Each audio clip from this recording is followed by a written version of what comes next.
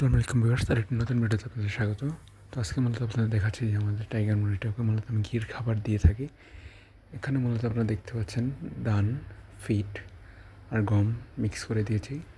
ও এটা প্রচুর পরিমাণে খেয়ে থাকে। ও দৈনিক 250 থেকে 300 গ্রামের মতো খাবার খায়। আর ফিমেলটাও 150 গ্রামের মতো খায়, যদিও ফিমেলটা এখন ডিমে চলে আসছে। আর এই হাঁসগুলো ওকে সবসময় মারে, তো যার কারণে মুরগিটা সবসময় ভয় পায়, ওদের কাছ থেকে দূরে দূরে থাকে। তো আশা করছি ও ডিম পারলে এদের দিয়ে ব্রিড করিয়ে বাচ্চা ব্রিড করবো। অবশ্যই আপনারা দেখতে পারবেন। আর এর জন্য সবাই দোয়া করবেন, যেহেতু বুঝতে পারছেন এখন শীতকালে এদের রাখাটা খুব কষ্টসাধ্য হয়ে যায়। কারণ আমার এখানে ছোটোখাটো করে তৈরি করছি, বিশাল কোনো কিছু হয়নি, যার কারণে এদের অতটা সেফটি দিতে পারতেছি না। আর হচ্ছে চিনাসটা ওর বিক্রি করে দিব আজকে, একজন এসে নিয়ে যাবে। যার কারণে ওকে আজকে লাস্ট দেখালাম ভিডিওতে, দেখতে পাচ্ছেন কীভাবে খাচ্ছে ধানগুলো।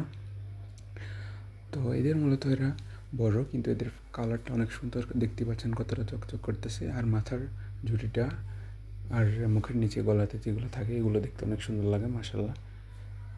প্রায় মাথার ঝুঁটিটা প্রায় 2 ইঞ্চির মতো হাইট। তো অনেক সুন্দর দেখতে পাচ্ছেন, কত সুন্দর লাগতেছে খাবার খাওয়ার সময়।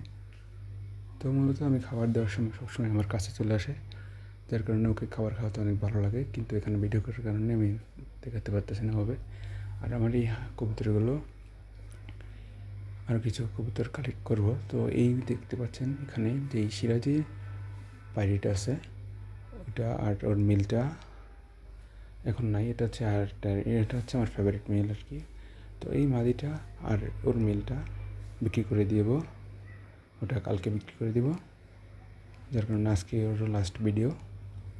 পরবর্তীতে আপনি দেখতে পারবেন নতুন যে কবুতরগুলো নিয়ে আসবো। এই হচ্ছে একদম সেই লেভেলের একটা নরও, দেখুন কীভাবে ডাকতেছে।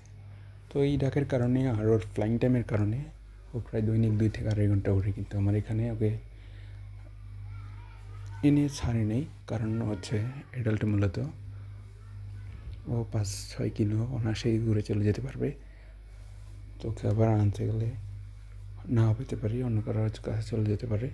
যার কারণে ওকে এভাবেই এখানে নেটে আটকে পালন করতেছি। তো এবার অন্তত এর বাচ্চাগুলোকে রেখে দেবো, বিক্রি করব না। আর এর পাশাপাশি আমি কিছু ফ্যান্সি টাইপের কবুতর কালেক্ট করার ট্রাই করতেছি, কিন্তু এখন শীতকাল, তো শীতকালে বুঝে শুনে কবুতর কালেক্ট করতে হয়, অন্যথায় কবুতর মারা যাওয়ার সম্ভাবনা থাকে, অসুস্থ হওয়ার সম্ভাবনা থাকে। তো অবশ্যই কবুতর কালেক্ট করতে হলে খামারিদের কাছ থেকে কালেক্ট করতে হয়, কিন্তু আমার এখানে কোনো খামারি নাই, যার কারণে আমি কবুতর কালেক্ট করতে পারতেছি না। তো অল্প কিছু দেশি কবুতর নিয়ে আপাতত চলতেছে আমার এই ছোটো খামারটা। তো এগুলোতে সবগুলোতেই কবুতর দিয়ে পুরাবো ইনশাল্লাহ, যদি আপনার দোয়া থাকে। তো এর মূলত আমি এখন গমটাই বেশি দিয়ে থাকি। আর সরিষাটা মূলত কবুতরটা প্রতিনিয়তই খেয়ে থাকে, শীতে অতিরিক্ত খায় শরীর গরম থাকার জন্য। তো কবে গরমকালে খাওয়ালে এটা আপনার ক্ষতি হতে পারে। আর হচ্ছে আমার দেশি মুরগিটা, ও এখন অসুস্থ, অতিরিক্ত পর্যায়ে খাবার খায় না, যার কারণে ওকে এভাবে রাখছি।